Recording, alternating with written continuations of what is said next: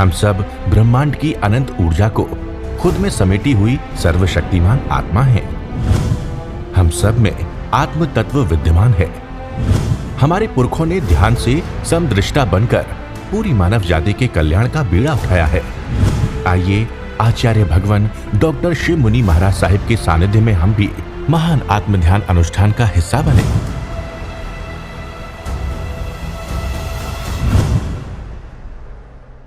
गुरु हमको ऐसी कृपा दृष्टि दे। अरिहंत परमात्मा महाविधि क्षेत्र में विराजमान, जिनकी अनंत अनंत कृपा इस भरत क्षेत्र पर हम सब पर पड़ रही है, उस प्रभु की अनंत करुणा, अनंत मैत्री, अनंत ज्ञान, अनंत साधना को अनंत अनंत नमन, प्रार्थना, कृतज्ञता के भाव। प्रभु तिन्नानंग तारियानंग बुद्धानंग बोयानंग मुत्तानंग मोयगानंग, प्रभु स्वयं तिर चुके हैं, औरों को तार रहे हैं। स्वयं बोधि को प्राप्त हो चुके हैं, औरों को बोधि दे रहे हैं। सर्वज्ञ सर्वदर्शी, तीनों लोगों को एक साथ जानते और देखते हैं, और प्राणी मात्र की मंगल की कामना, प्राणी मात्र को संसार सागर से पार उठाने के लिए उद्बोधन देते हैं, पार उतार देते हैं। हर प्रकार से जीवों को कल्याण करने के लिए भगवान तिन्नानंग तारियानंग बुद्धानंग भूयानंग, उस प्रभु की अनंत करुणा, अनंत मैत्री, अनंत ज्ञान, अनंत साधना को अनंत अनंत नमन, प्रार्थना, कृतज्ञता के भाव। शासनपति भगवान महावीर, जिनका धर्म संघ धर्म शासन में हम सब धर्म का अनुपालन कर रहे हैं, प्रभु सिद्ध बुद्ध और मुक्त हो गए हैं। परंतु प्रभु का जीव, प्रभु की आत्मा सिद्ध गति में विराजमान है। परंतु प्रभु ने जो इस संसार में रह कर के दिया, उनकी वाणी, उनका ज्ञान, उनकी साधना आज भी हमारे पास है। उसके द्वारा हम भी अपने आप को उसी मार्ग पर चल करके अरिहंत बन सकते हैं, केवली बन सकते हैं, सिद्ध बुद्ध और मुक्त हो सकते हैं। उस प्रभु की साधना को, ज्ञान को, क्षमा को अंतःकरण से नमन, प्रार्थना, कृतज्ञता के भाव। चर्चा चल रही है प्रभु की वाणी। उत्तरायण सूत्र के सम्यक्त पराक्रम के अंदर मनोगुप्ती, वैगुप्ती की चर्चा हो चुकी है। अब काय गुप्ती आयनंग भंते जीवे किम जिनाय। प्रभु काया की गुप्ती से जीव को किस गुण की प्राप्त कर। गुप्ती का मतलब गोपन करना, रक्षा करना, संकोच लेना, गुप्त कर लेना अपने आप को। तो शरीर की गुप्ती से जीव संवर को प्राप्त करता है, और संवर के द्वारा काया गुप्ती वाला जीव सब प्रकार के पाप आश्रम का निरोध कर देता है।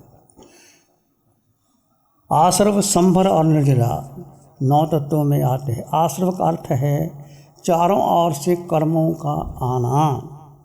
जैसे ये हाल में है, दरवाजे खिड़कियां खुली हैं तो उससे धूल, मिट्टी, हवा अंदर आ जाती है। यदि दरवाज़ों को बंद कर दिया जाए, कर्टन को बंद कर दिया जाए, तो धूल मिट्टी अंदर नहीं आ सकती। ऐसे एक तालाब है जंगल में, पहाड़ी से चारों ओर पानी झरझर के आ रहा है, तालाब में बह रहा है और तालाब भर रहा है। ये आश्रव कि चारों ओर से पहाड़ियों में गिर गिर के पानी तालाब में आ रहा है। तब तालाब में पानी आ रहा है तो उस पानी को हम कैसे बंद कर दें, पानी को सुखा दें, तो क्या करना होगा? ये आश्रव है जो पानी का आना। संवर है कि जो जहाँ से पानी आ रहा है वहाँ पानी के सारे रास्ते बंद कर देना, ये संवर। और निर्जरा जो पानी आ गया है उसको या तो पाइप से बाहर फेंको, या सूरज के ताप से बाहर निकलेगा, या सूख जाए।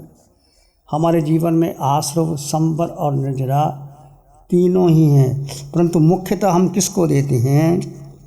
ये हमारे दिशा पर, दृष्टि पर निर्भर करता है कि हम कितने कर्मों का बंधन करते हैं। 24 घंटे में देखो, 24 घंटे हमें मिले हैं, 24 घंटे में हम कितना समय आश्रम में लगाते हैं। आश्रव का मतलब है मिथ्यात्व में, प्रमाद में, अशुभ चिंतन में, राग द्वेष में, मिथ्यात्व में, तेरा मेरा उसका इसका, सारा समय हम कितना गवा रहे हैं। और जो जो आश्रव करते हैं वो कर्म, कार्बन शरीर, ये जीव के ऊपर कार्बन शरीर लिप्त हो जाता है। और जब जीव जाता है तो कारमान शरीर ही साथ लेके जाता है। कहीं भी जाएगा जीव, ये आयुष कर्म के कारण ये शरीर बंद है। जैसे किसी को कैद कर दिया जाए जेल के अंदर तो बाहर नहीं निकल सकता जब तक उसका पूरा समय पूरा ना हो, उसको जेलर बाहर नहीं निकाल सकता। शेर पिंजरे में बंद है तो बंद नहीं निकल सकता जब कि पिंजरा खोला ना जाए। ऐसे ये शरीर जीव आपका और मेरा इस देह में कैद है। आयुष कर्म के 8 कर्म 8 ही गुण, आयुष कर्म के कारण हम सब बंधे हैं। जैसे आयुष कर्म पूरा होता है जीव उसी क्षण निकल करके जहाँ की आयु बांधी है कारमान शरीर को साथ लेकर के चला जाता है और आगे बढ़ जाता है। आपने देखा कि बच्चा जब माँ के गर्भ में आता है तो पहले क्या होता है, पहले जीव आता है। ये आत्मा माँ के गर्भ में, चाहे त्रेंच का गर्भ है, चाहे मनुष्य का है, चाहे देव का शरीर है, चाहे नरक का नेरिया है, जैसी गति बंधी है वैसी अनापूर्वी आएगी। उस गति के हिसाब से यदि पशु गति बंधी है त्रेंच अनापूर्वी आएगी और फिर अनापूर्वी आने के बाद वो त्रेंच गति में जाएगा। मनुष्य की बंधी है तो मनुष्य की गति और मनुष्य की अनापूर्वी, देव की बंधी है तो देव गति और देव अनापूर्वी, और नरक की बंधी है तो नरक की अनापूर्वी आएगी और वो जाएगा। कई बार आप देखते हैं जब लास्ट समय होता है तो जीव का तांता बंध जाता है जहाँ जाना होता है। कई बार देखते हैं वो लोग डर जाते हैं, घबराते हैं, आओ मुझे मारने आ गए, मुझे ये करने आ गए।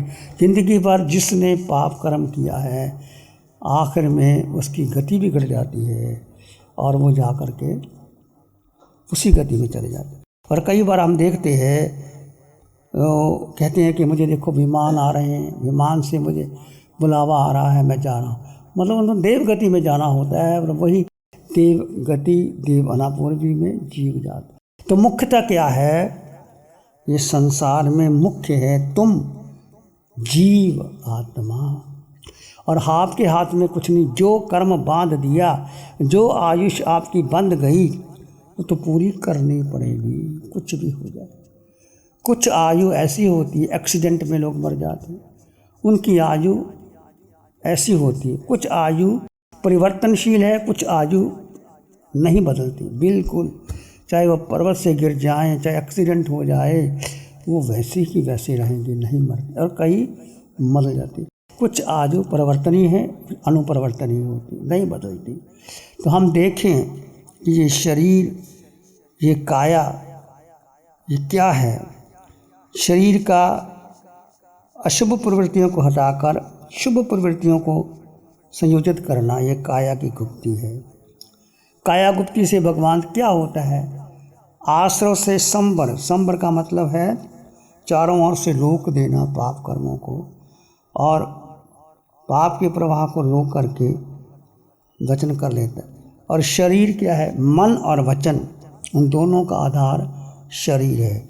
मन वचन को साधने के लिए शरीर को साधना भी आवश्यक है। समस्त जीवात्माएं शरीर के आधार पर यात्रा करती हैं। शरीर से ही आत्म तत्व अभिव्यक्त अभिव्यंजन होता है, परंतु मानव शरीर के अतिरिक्त देव नारकी पशु एकेंद्रीय विकेंद्रीय जीवों को धर्म आराधना नहीं मिलती।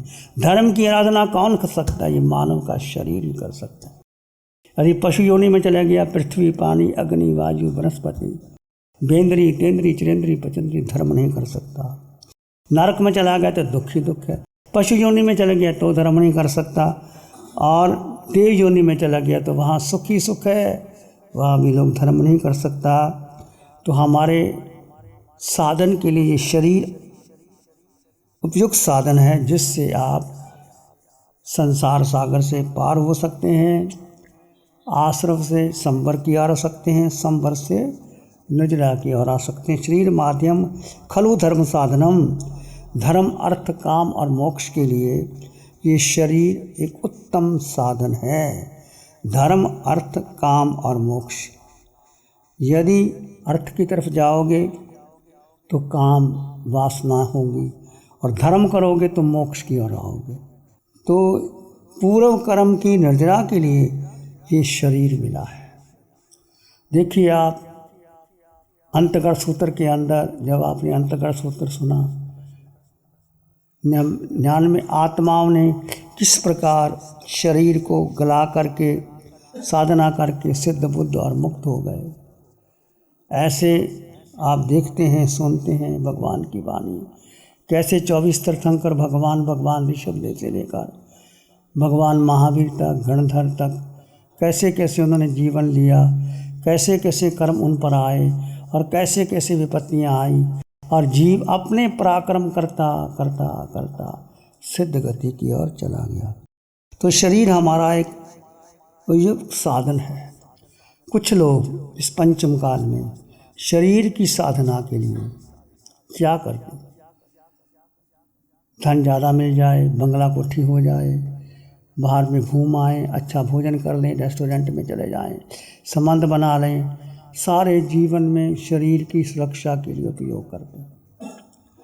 यदि आप धर्म की आराधना से देखें तो शरीर तुम्हारा है ही नहीं, ये देह पराया है, पिंजरा है, छूटेगा पता नहीं कब छूट जाए। यदि देह को आपने अपना मान लिया तो कर्म का बंधन ही बंधन है, और देह को समझो ये पराया है, मेरा है ही नहीं, ये संयोग है, मिला है, इस देह से मैं सार ग्रहण करूं। तप के द्वारा, ध्यान के द्वारा, साधना के द्वारा, परोपकार के द्वारा जीवन को मैं साधूं तो आप कितना कल्याण कर सकते हैं। आप देखते हैं शरीर की बचपन भी आएगा, जवानी भी।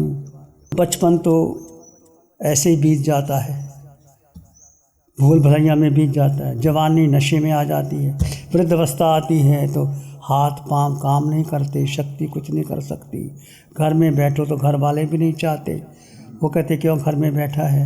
तो हम ऐसे ही जीवन को समाप्त कर सकते हैं।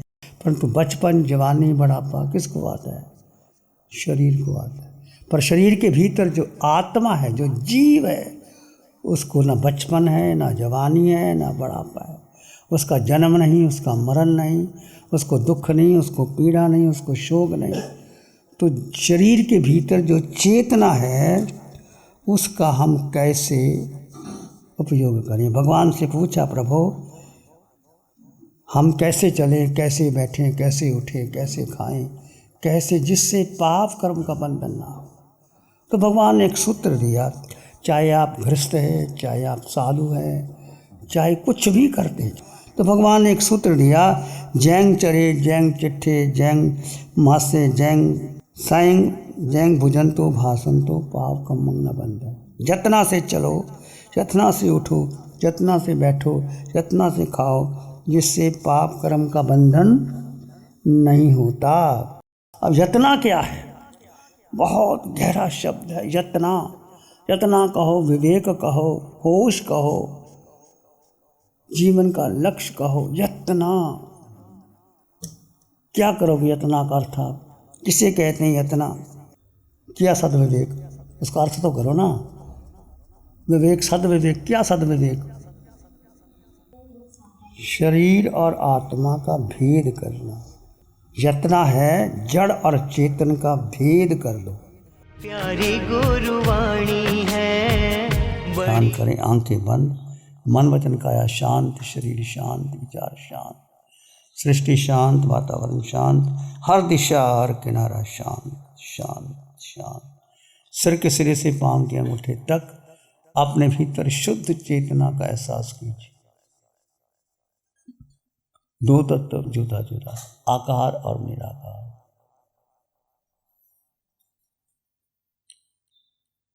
सिर के सिरे से पांव के अंगूठे तक अपने भीतर आत्म प्रदेशों का विस्तार का अनुभव करें।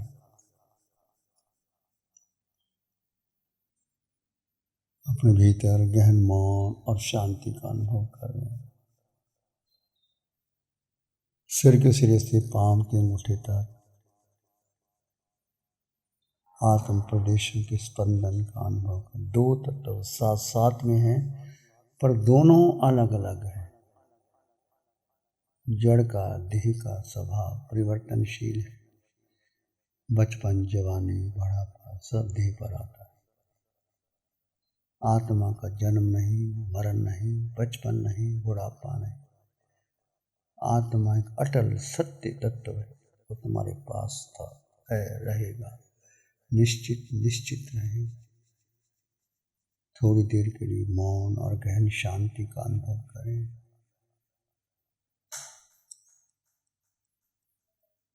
इसी में एक लंबा गहरा सांस लो। अरिहंत परमात्मा के चरणों में अनंत कृतज्ञता ज्ञापित करो। एक और लंबा गहरा सांस। अरिहंत परमात्मा के चरणों में नमन और वंदन। दोनों हाथों को आंखों पर ले जाएं। हल्का सा स्पर्श, धीरे से आंखें खोल सकते हैं। नमो अरिहंतानंग, नमो सिद्धानंग, नमो आयर्यानंग, नमो उपजयनंग, नमो लोय सब साहुनंग, धम्मो मंगल मुखिठम, अहिंसा संयमो तवो देवावित्तं नमं संति जस धम्मे श्यामम्। श्री चत्तारी मंगलम, अरहंता मंगलम, सिद्धा मंगलम, साहु मंगलम, केवली पानतो धम्मो मंगलम। चत्तारी लोग उत्तमा, अरहंता लोग उत्तमा, सिद्धा लोग उत्तमा, साहु लोग उत्तमा, केवली पानतो धम्मो लोग उत्तमो।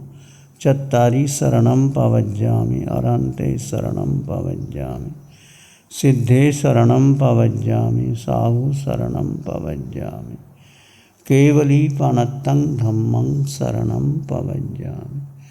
चारे शरण जगत में शरणा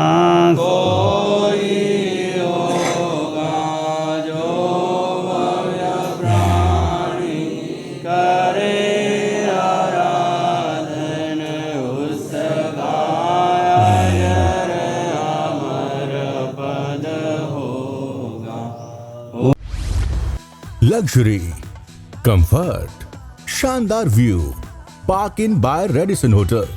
अपनेपन का एहसास, यहाँ बिताया हर पल आपके लिए होगा खास। यहाँ के अमेजिंग रूम्स, बैंक्वेट हॉल, तमाम प्रकार के प्योर वेज जैन फूड। जिंदा दिल लोगों के खूबसूरत शहर सूरत में रेडिसन ग्रुप की स्टार रेटेड लग्जूरियस होटलों में सबसे अग्रणी है park inn by Radisson hotel. एक बार अवश्य विजिट करें। सूरत अडाजन में park inn by Radisson hotel. Project by Sumeru group, Shri Babulal Mandot, Surat. गुरु हमको ऐसी कृपा दृष्टि दे।